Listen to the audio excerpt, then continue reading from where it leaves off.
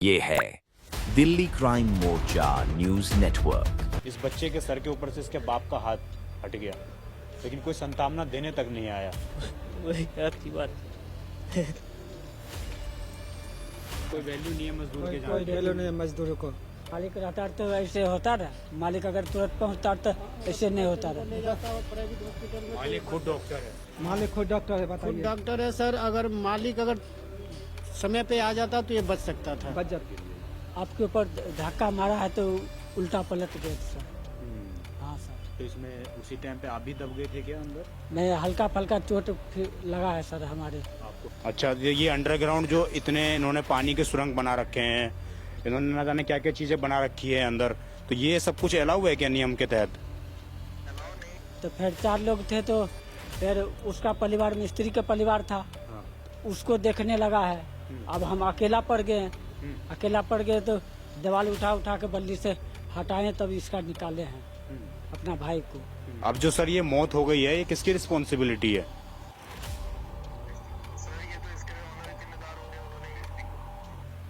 आधे घंटा सर लगेगा। आधा घंटा। हाँ जी। आधे घंटे बाद आपके पास पुलिस और एम्बुलेंस आई? हाँ, आधे घंटे के बाद है। जब तक उनकी सांसें चली रही? तब तक चली। पास में ही द्वारका मोड़ में है और भी कई बहुत सारे हॉस्पिटल हैं वहाँ पर। हाँ जी सर। किसी में पुलिस नहीं ले गई या मालिक ने क्या बोला आप लोगों को? मालिक कुछ फोन नहीं उठाया हम लोग को। नमस्कार, जय हिंद। आप देख रहे हैं दिल्ली क्राइम मोर्चा। दर्शकों, मेरी मौजूदगी इस वक्त राजधानी दिल्ली के दीनदयाल हॉस्पिटल में है।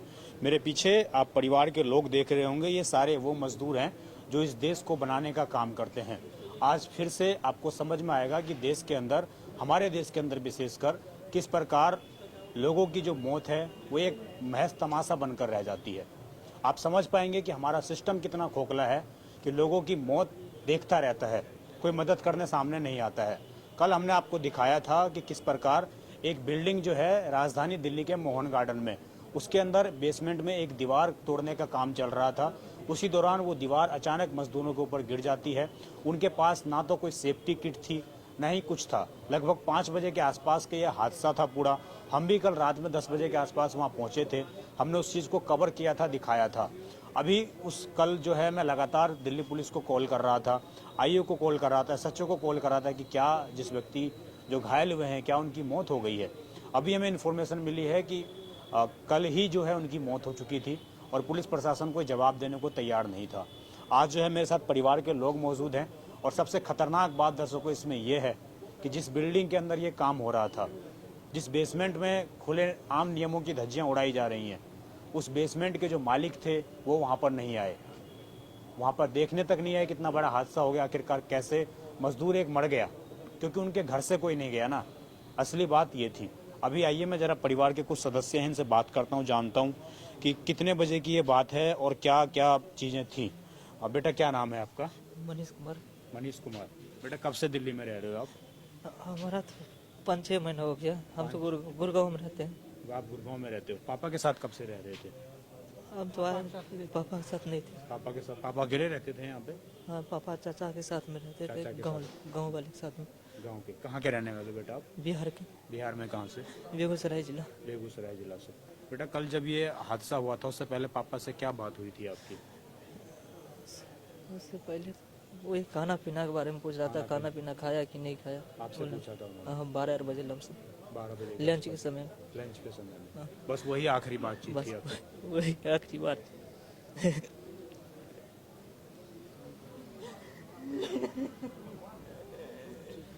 चुप हो जाओ।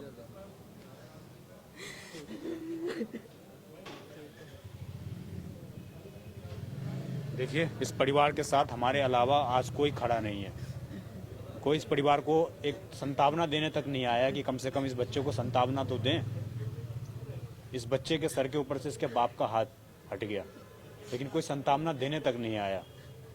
मैं उन जेई को भी कॉल करूंगा आपके सामने अभी कैमरे पर, जिनकी देखरेख में, जिनकी निगरानी में पूरा अवैध काम हो रहा था। बेटा जब आपके पापा के साथ इस तरह का हादसा हुआ, किसने बताया आपको किस तरह का हादसा हो गया? चाचा ने कॉल किया था। चाचा ने? कितने बजे कॉल किया आपको? 4-5 बजे। 4-5 बजे। तो आप उसी टाइम पर आ गए थे या टाइम लगा था आपको आने थोड़ा में? टाइम लगा था गुड़गांव से आने में। तो ये जो पता लग रहा है, जो मैंने आपके चाचा से बात करी, उन्होंने बताया कि पास में हॉस्पिटल था, वहाँ पर नहीं ले गए, सरकार प्राइवेट हॉस्पिटल था, वहाँ पर नहीं ले गए। तो ये क्या वजह मानते हो आप इसके कारण? अभी बेटा क्या चाहते हो? अभी आप जो मालिक है उसके खिलाफ भी कोई कार्रवाई होती हुई नजर नहीं आ रही है, क्या चाहते हो? अभी पुलिस ने क्या बताया आपको? पुलिस ने देखिए, बिल्कुल भी बोलने की स्थिति में नहीं है। क्या नाम है आपका? शिवजीत कुमार। अभी लड़के हाँ आप जी, बड़े हैं या बड़े? ये बड़े हैं, हम छोटा है, माजिल आप है। छोटे हो। हाँ, तो आपकी भी बात हुई थी पापा से कुछ? नहीं हम परसों ही बात किए हैं पापा से। हाँ। और बाद मैं काम में बिजी हो गया था ना। मेरा शाम के 4-8 बजे फोन आया था, एना बात इमरजेंसी, हम राजस्थान में रहते हैं, उदयपुर में। हम चाचा को देकर फोन दिया, बोला बात है चाचा, अब बाटी आई कौन है। मेरा कलेजा तक काम करना बंद कर दिया, बेहोश होकर दुकान में गिर गया। और इसका बाद मेरे से आया तो मालिक आया, बोला इसको, बोले सबसे डांटिया रहे, बोला उसको मेरे हिसाब कर दो, हम जाऊंगा पापा लंग, मेरे पापा की तबीयत खराब है।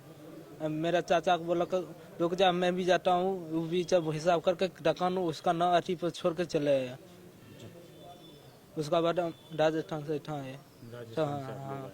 तो आपके पापा कब से काम कर रहे थे दिल्ली में? दिल्ली में से हो गया है, एक महीना पहले आई था, अभी किए ना। 1 महीने पहले आए हैं। हाँ जी, और 1 महीने बाद ही इस तरह का हादसा हो गया है। हाँ जी। जी। तो अभी जिस कंपनी में या जिस हम कहें जिस जगह काम कर रहे थे आपके पापा, उनकी तरफ से कोई प्रतिनिधि आपसे मिलने आया है कि ये हम आपके साथ हैं, आपके परिवार के साथ हैं? नहीं आई अभी तक, कोई नहीं आया? कोई नहीं आया। आपको पता है वो बिल्डिंग जो बन रही है, एक डॉक्टर की बिल्डिंग बन रही है, डॉक्टर को भगवान कहते हैं हम लोग। कोई नहीं आया अभी तक? कोई नहीं आया। अभी तो कोई आया आप लोगों से मिलने? कोई नहीं आया सर, कोई नहीं आया कोई सर। वैल्यू नहीं है मजदूर के कोई जहाँ? वैल्यू नहीं है मजदूरों को। यहाँ से हमको 5 बजे फोन किया, जो ऐसे ऐसे वाला बात है, जब हादसा हो गया तो मैं वहाँ पे 5:30 बजे मैं फोन किया, तो बंदा बोला जब मैं अस्थायी हो जाऊंगा तो मैं तेरे को फोन किया। मैं फिर मैं फोन किया, तो उसके बाद अगला बोला कि ठीक है मैं फलाना जगह पे आओ। तो मैं गया वहाँ हॉस्पिटल में, हॉस्पिटल से आए तो यहाँ से इनको बॉडी लेके आया गया। तो बॉडी आने के बाद यहाँ फिर भर्ती किया, रखने गया बॉडी। और उसके बाद यहाँ पूछे रहने की व्यवस्था नहीं है, तो बोला नहीं यहाँ रहने का कोई व्यवस्था नहीं है। तो हम लोग रूम पे गए, रूम पे जाने के बाद भरात रहे हैं, उसके बाद फिर हम लोग आ गए। तो कल ही इनकी डेथ हो गई? हाँ, कल ही इनकी डेथ हो गई थी। जी। और कहीं ना कहीं पूरी लापरवाही पुलिस प्रशासन? लापरवाही तो लापरवाही हुआ है, जो प्राइवेट हॉस्पिटल अच्छा में, जो सरकारी हॉस्पिटल में लेके गए। अगर मान के चलिए 1 घंटे के अंदर में बंदा को चोट लग जाएगा तो बंदा क्या महसूस होगा, आप बताओ। मजदूर का कोई वैल्यू नहीं है यहाँ पे, और उसी के कारण आज उसी के कारण ये आज हादसा हुआ है। ये मालिक रहता तो ऐसे होता रहा, मालिक अगर तुरंत पहुँचता तो ऐसे नहीं होता रहा। ले जाता है प्राइवेट हॉस्पिटल में। मालिक खुद डॉक्टर है? मालिक खुद डॉक्टर है, खुद बताइए। डॉक्टर है सर, अगर मालिक अगर समय पे आ जाता तो ये बच सकता था। बच जाता। कोई आया ही नहीं, फोन करा, फोन भी नहीं उठा रहा है, इसलिए 1-1.5 घंटा वहीं पड़ा रहा, इसीलिए उनका मौत हो गया। नहीं तो कोई अगर दिया जा रहा है प्राइवेट हॉस्पिटल यदि जा रहा है लेके, उस टाइम 10-5 मिनट को ही लिए तो वो बच सकता है, खुद तो ट्रीटमेंट होगा। तो उसने न पहुंचा न किन्हीं को बात सुना, सीधा भेज दिया सरकारी हॉस्पिटल, वो भी 1-1.5 घंटे बाद। तो उतना देर में क्या उसको शरीर में रह जाएगा, ब्लड बह गया, चोट जख्म हुआ है, उसके बाद दर्द को मारे परेशान है, तो वो क्या कर पाएगा? एक बेचारा अकेला, एक बेचारा अकेला आया। वो लोग तो खुद नहीं भेजा, हम लोग एम्बुलेंस आप लोगों किया ने है। एम्बुलेंस किया है? हाँ सर, क्या पैसे भी दिए थे एम्बुलेंस को? हाँ पैसे दिए हैं। आप लोगों ने एम्बुलेंस को पैसे हाँ दिए? हाँ जी सर, पैसे दिए एम्बुलेंस का। वहाँ से जहाँ पे घायल हुए थे आपके व्यक्ति, वहाँ से लाने का? हाँ यहाँ लाने का, यहाँ लाने का? यहाँ लाने के दिए सर। तो मतलब सरकार की तरफ से कोई सपोर्ट? कोई सपोर्ट नहीं है सरकार की तरफ। देखिए, ये पूरी तस्वीर आपने देख ली होगी। और कल मैंने खुद लगभग पुलिस के जो आयु अधिकारी थे उनको लगभग 5 से 6 बार कॉल किया कि क्या उनकी डेथ हो गई है, मैं जरा परिवार से बात करना चाहता हूँ, लेकिन मुझे एक्सेस नहीं दिया गया। आज मैं जब दीनदयाल हॉस्पिटल पहुंचा तो मुझे पता लगा कि वो अब यहाँ पर नहीं है। क्या नाम है उनके जिनकी डेथ हुई है? बैजनाथ यादव, पाल। बैजनाथ पाल। हाँ पाल। कितनी उम्र होगी इनकी? इनके 38 होगा। 38 साल। हाँ 38 होगा। देखिए, अभी जो है वो पूरे अपने परिवार को संभालने वाले थे, उनका सहारा बन ही रहे थे वो। इसी दौरान इस तरह का हादसा होता है और उसके बाद आप समझिए कि पास के जिस जगह ये हादसा हुआ वहाँ से महज 500 मीटर की दूरी पर मग्गू हॉस्पिटल है, इसके अलावा द्वारका मोड़ पे हॉस्पिटल है, तमाम बड़े बड़े सुपर स्पेशलिस्ट हॉस्पिटल वहाँ पर हैं। लेकिन उसके बावजूद ना तो पुलिस प्रशासन की ओर से ना जो वहाँ पे काम करा रहा था मालिक, आप उनकी बोर्ड पर फोटो देख रहे होंगे, उनकी तरफ से किसी तरह का कोई सपोर्ट नहीं मिल पाया, जिसके कारण इस तरीके का पूरा हादसा हुआ। और पूरी बिल्डिंग में जिस तरीके की मैं आपको तस्वीर दिखा रहा हूँ स्क्रीन पर, आप समझिए अंडरग्राउंड इतने स्तर तक, निचले स्तर तक जाकर एक रिहायशी एरिया में इस तरीके से काम करना, आखिरकार किसने उनको परमिशन दी? कौन इसके पीछे अधिकारी हैं जिनको एक मोटा अमाउंट कहीं ना कहीं जा रहा होगा और वो इस तरीके से खुलेआम धरती के नीचे जाकर अंदर तक काम करवा रहे हैं? बल्कि दिल्ली में ऐसा करना कतई भी अलाउ नहीं है। तो किसने इनको परमिशन दी, ये बड़ा गंभीर सवाल उठता है। हालांकि पुलिस ने भी एफआईआर दर्ज कर ली है। पुलिस ने बताया है कि इस एफआईआर में जिस तरीके से मौत हुई है, उनकी जिस कारण हुई है, वो सब कुछ लिख लिया गया है। लेकिन क्या फिर बड़ा सवाल वही है कि परिवार को इंसाफ मिल पाएगा? क्या जो इंसानियत मर चुकी है वो इंसानियत जिंदा हो पाएगी? मैं जरा आपके सामने अभी कैमरे पर जो वहाँ के जेई अधिकारी हैं उनको कॉल करता हूँ, क्योंकि पूरी उनकी रिस्पॉन्सिबिलिटी थी, उनकी जिम्मेदारी थी कि किसी बिल्डिंग में किस तरीके का इलीगल काम ना हो। हेलो, नमस्कार सर, आप अखिलेश जी बात कर रहे हैं क्या, जेई? सर, अभी ये मोहन गार्डन आपके अंदर में है क्या? मोहन गार्डन में किस जगह पर है? जैन रोड है सर जी। एक मिनट मुझे 1 मिनट दीजिए। रामा पार्क है ना, रामा पार्क जैन रोड है। एक बिल्डिंग में काम चल रहा था, वहाँ पर जो है अंडरग्राउंड में, ये पहले आपके अंडर में आता है क्या सर? मैं ये पूछना चाह रहा हूँ। आपके पास ही है सर? वो बिल्डिंग इतने दिनों से चल रही है और इसके अंडरग्राउंड में मतलब इतना सारा काम हो रहा है अंदर, आप लोगों को सर जानकारी नहीं है क्या? सर हमने उनको प्रॉपर नोटिस दिया हुआ है। तो सर नोटिस के बाद काम रुक क्यों रहा है? कल एक मजदूर मर गया, उसके अंदर दब गए 2 लोग, एक मर गया बेचारा। उसी की बात बता रहा हूँ। हमारे तरफ से उनको पूरे बिल्कुल नोटिस दिया है कि गैप के पीरियड में काम नहीं होना है। और दूसरी चीज, हमने कार्रवाई कागजी में जो भी है ना, नोटिस वोटिस देना या उनको सेल्फ डिमोलिशन के लिए ऑर्डर दे रखे थे कि वो सेल्फ डिमोलिश कर ले। वो सेल्फ डिमोलिशन कर रहे थे, जिसमें ये इंसिडेंट हुआ। सेल्फ डिमोलिशन जो कर रहे थे उसके अंदर आपने जाके देखा है किस प्रकार की स्थिति है सर? कितने अंडर तक उन्होंने अंडरग्राउंड बना रखा है? इसी के लिए तो नोटिस दिया है, वो बना रखा है, इसी के लिए तो दिया है सर। नहीं तो अंडरग्राउंड भर थोड़ी रहे हैं, वो तो दीवार तोड़ रहे हैं सर। उन्होंने ना दीवार कंस्ट्रक्ट पहले कर लिया था, ठीक है? तो जी। हमने उनको नोटिस दिया कि ये दीवार अलाउड नहीं है, तो उसे हटाने हैं। फिर वो हटाने के लिए अपने तरफ से खुद तोड़ रहे थे। अच्छा, ये अंडरग्राउंड जो इतने इन्होंने पानी के सुरंग बना रखे हैं, इन्होंने ना जाने क्या क्या चीजें बना रखी है अंदर, तो ये सब कुछ अलाउ है क्या नियम के तहत? अलाउ नहीं है, तभी नोटिस दिया है सर इनको। तो आपने दीवार तोड़ने का, मैं यही चीज कंफर्म करना चाह रहा हूँ आपसे कि आपने दीवार का बोला ना सर, दीवार के लिए बोला आपने, बाकी चीजें ना तो बंद हुई, ना पानी बंद हुआ वहाँ पे, अभी भी वहाँ पर चीजें चल रही हैं। उसमें ना जो भी नक्शे से डिवीजन पार्ट है, हमने प्रॉपर डिवीजन के लिए बोला है कि डिवीजन जो भी है उसे खत्म करना है। अच्छा, नक्शे में अंडरग्राउंड पास है रिहायशी एरिया में? सारी चीज उसी में कवर आई। नक्शे में अंडरग्राउंड पास है रिहायशी एरिया में? हेलो, अलाउड है, पास हो सकते हैं नक्शे। रही बात है कि बेसमेंट में वो कमरे बना रहा था, दीवार बना रहा था, वो अलाउड नहीं है, जिसके लिए हमने उसको नोटिस दिया। अच्छा, बाकी चीजें अलाउ हैं? बाकी चीजों का नक्शा उन्होंने पास करा रखा है। नक्शा पास करा रखा है। अब जो सर ये मौत हो गई है, ये किसकी रिस्पॉन्सिबिलिटी है? सर ये तो इसके लिए ऑनर जिम्मेदार होंगे, उन्होंने क्या करा नहीं करा, थोड़ी चीजें तो वहां से पता करनी पड़ेगी। ओनर जिम्मेदार है, आपकी कोई जिम्मेदारी नहीं है सर? सर एज एमसीडी आप बताओ क्या कर सकते हो। एज एमसीडी आप उस बिल्डिंग को पूरा सील करिए, एक आदमी की मौत हो गई है। उसमें जो भी कार्रवाई होगी वो तो डिपार्टमेंट करेगी ना। चलिए देखते हैं आपका डिपार्टमेंट क्या कार्रवाई करता है सर। आप अखिलेश जी बात कर रहे हैं ना, जेई? आप कौन बोल रहे हैं सर? मैं सर विजय ठाकुर बात कर रहा हूँ, दिल्ली क्राइम मोर्चा न्यूज चैनल से। अच्छा जी। और इतनी हाई, इस बिल्डिंग की जो हाइट है इतनी है, आप लोग कुछ मतलब देख नहीं रहे हैं। नोटिस किस चीज के लिए दिया है सर? इसी चीज के लिए दिया है। बिल्डिंग की हाइट के लिए आपने दिया है। अभी तो एक मरा है सर, अभी कल को 4 और मरेंगे, तब भी मत जागना सर आप। उनको बता रखे हैं, उनको नोटिस दे रखा है। चलिए सर, तो ये अखिलेश जी थे जेई, और इन्होंने बोला है कि बिल्डिंग जो है, नंबर मैं नहीं दिखाऊंगा जरा चीज़ें, इन्होंने बोला है कि वो नक्शा उन्होंने पास करा रखा है, और बेसमेंट के अंदर जो दीवारें थी वो दीवार वो लोग जो है कहीं ना कहीं चीज़ें थी उसके कारण वो नक्शे में नहीं थी, उस दीवार को तोड़ने का काम किया जा रहा था। क्या नाम है आपका? कपिलेश्वर राउत। कपिलेश्वर रावत। हाँ कल जी। आप इनके साथ गए थे? हाँ, कल हम इनके साथ गए।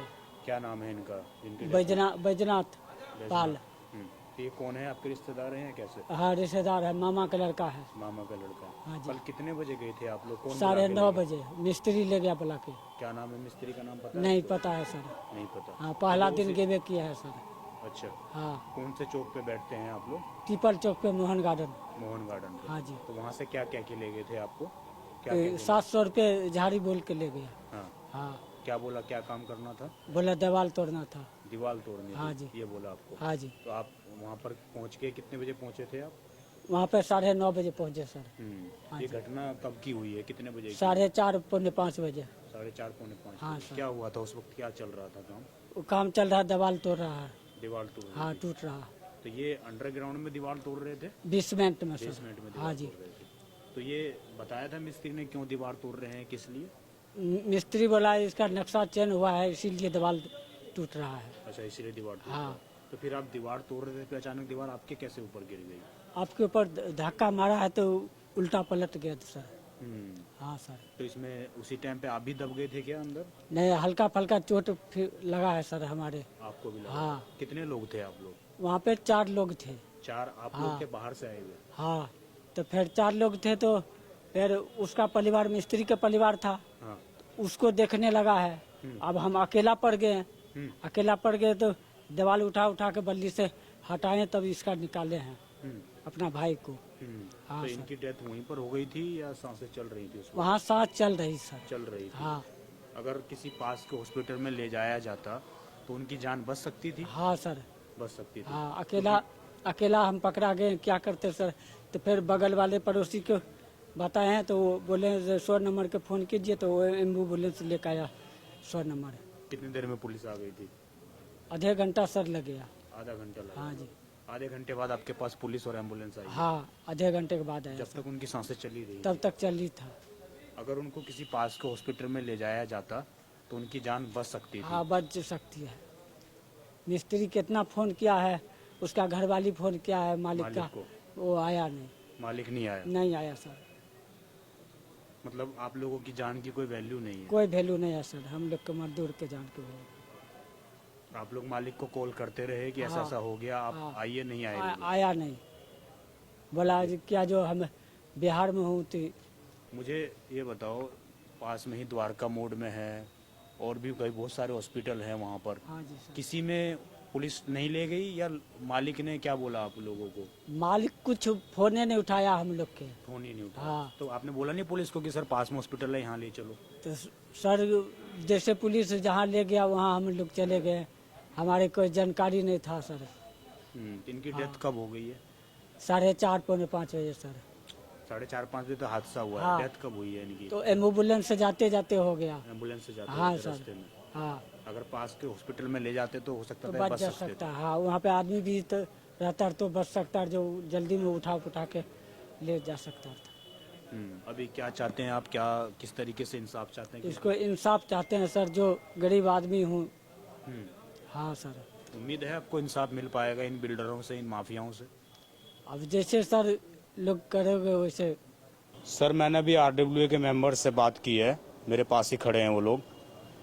वो मुझे बता रहे हैं कि इस एरिया में कहीं भी इस तरीके का नक्शा किसी भी बिल्डिंग का पास नहीं होता है। तो इस बिल्डिंग का कैसे हो गया सर? मैं जरा आपसे मिल सकता हूँ इससे संबंधित चीज़ों को लेकर? आप ना बिल्डिंग डिपार्टमेंट ऑफिस आ जाना, यहाँ थोड़ी डिटेल मिल जाएगी आपको। कहाँ पर ऑफिस है आपका? Rajouri garden MCD office. Rajouri garden MCD office. अच्छा, मुझे एक चीज़ और कंफर्म करना था, क्या ये बेसमेंट अब सील होगी या नहीं? सर सारी डिटेल आप यहीं आके ले लेना। नहीं, अभी आप बता दीजिए। अभी मेरे साथ तमाम लोग खड़े हैं, आपको सुन रहे हैं।